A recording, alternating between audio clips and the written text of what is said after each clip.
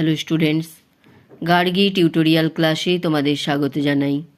দেখো, আজকে আমার আলোচ্য বিষয় হলো বর্ধমান ইউনিভার্সিটি ফার্স্ট সেমিস্টার স্টুডেন্টসদের জন্য যাদের মেজরে হিস্ট্রি রয়েছে। তোমাদের একটি গুরুত্বপূর্ণ সাজেশন এর আগে আমি দিয়েছিলাম এবং একটি প্রশ্নের উত্তর আজকে দিয়ে দিচ্ছি, সেটাও খুবই গুরুত্বপূর্ণ। এটি ছিল রিকোয়েস্টেড ভিডিও, তাই তোমাদের মধ্যে কেউ একজন রিকোয়েস্ট করেছো যাতে এই প্রশ্নের উত্তরটা আমি দিয়ে দিই, তো সেটাই আজকে আমি দিয়ে দিচ্ছি। এটা অবশ্যই তোমরা করে যেও, এটা পরীক্ষায় আসার চান্স অবশ্যই আছে। দেখো, কিভাবে বিবর্তনের মধ্যে দিয়ে আদিম মানুষ শিকারী খাদ্য সংগ্রহ থেকে স্থায়ী বসবাসকারীতে পরিণত হয়। এভাবে লিখবে, প্রাগৈতিহাসিক যুগে দীর্ঘকাল ধরে শিকারী আদিম মানুষের মধ্যে সামাজিক সম্পর্ক গড়ে উঠেছিল। এই সম্পর্ক থেকে শিকারী মানুষের নিজস্ব সংস্কৃতির জন্ম হয়। মানুষের কাজ করার দুটি হাত এবং উন্নত মস্তিষ্ক তার সাংস্কৃতিক বিকাশে সর্বাধিক সহায়তা করেছিল, যার ফলে মানুষ শিকারী ও খাদ্য সংগ্রাহক থেকে স্থায়ী বসবাসকারী রূপে পরিণত হয়েছিল। পয়েন্টের নাম দেবে খাদ্য সংগ্রাহক। প্রথম অবস্থায় আদিম মানুষ ছিল প্রকৃতির পরগাছার মতো। তার প্রকৃতি থেকে খাবার সংগ্রহ করত। এটা তারা হবে, তারা এটা প্রকৃতি হবে। তারা প্রকৃতি থেকে খাবার সংগ্রহ করত। গাছের ফলমূল, শাক পাতা, শেকড় প্রভৃতি এবং ইঁদুরের মতো ছোট ছোট প্রাণী ছিল আদিম মানবের প্রধান খাদ্য।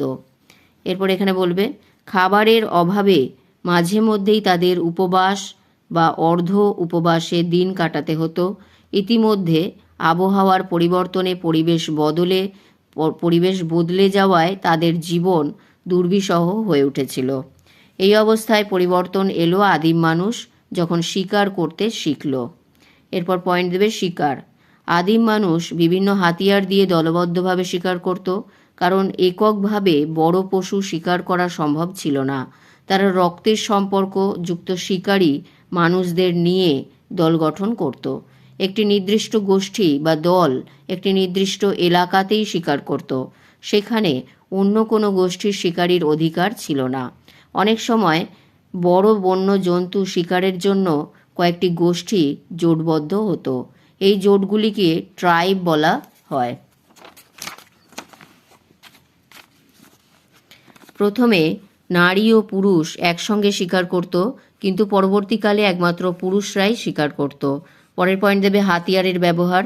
আদিম শিকারী মানুষ খাদ্যের সংস্থান ও জীবনের নিরাপত্তার প্রয়োজনে বিভিন্ন ধরনের হাতিয়ারের ব্যবহার শুরু করেছিল। তাদের ব্যবহার্য সামগ্রীর মধ্যে অন্যতম ছিল পাথরের হাতকুঠার। এছাড়া পাথরের ছুরি, শাবল, বড়শি, বর্ষা তারা ব্যবহার করত। তাহলে এখান থেকে যদি একটা শর্ট কোয়েশ্চেন দেয় যে তারা কি কি ব্যবহার করত, তাহলে এই সমস্ত যন্ত্রপাতিগুলোর নাম তোমাদের মনে রাখতে হবে।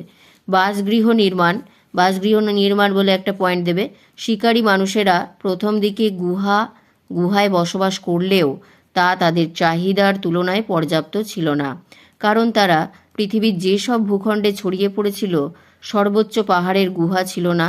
এর ফলে শিকারী মানুষ বসবাসের, এটা সর্বোচ্চ না, এটা হবে সর্বত্র, ভুল লেখা আছে, সর্বত্র পাহাড়ের গুহা ছিল না।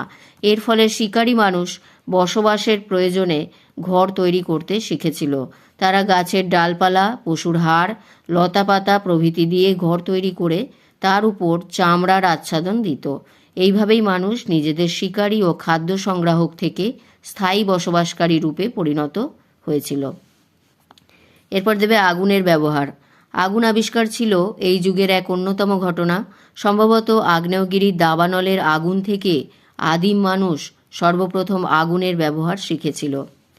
এখানে লিখবে, যাই হোক, আগুনের ব্যবহার করে শিকারী মানুষ শীতের প্রকোপ থেকে রক্ষা পেয়েছিল। আগুন দেখিয়ে হিংস্র পশুদের তাড়িয়ে নিজেদের নিরাপত্তা বৃদ্ধি করেছিল। আগে শিকারী মানুষ কাঁচা মাংস খেত।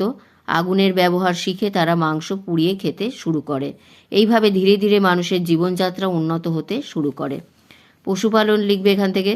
আদিম শিকারী মানুষের প্রথম পোষ মানানো প্রাণী হলো কুকুর। অবশ্য কুকুর নিজের চেষ্টায় কুকুরকে পোষ মানাতে সক্ষম হয়েছিল নাকি কুকুরই স্বেচ্ছায় মানুষের পোষ মেনেছিল তা নিয়ে বিতর্ক আছে। কুকুরের তীব্র ঘ্রাণ শক্তিকে কাজে লাগিয়ে শিকারী মানুষ বহু দূরের শিকারের সন্ধান পেত।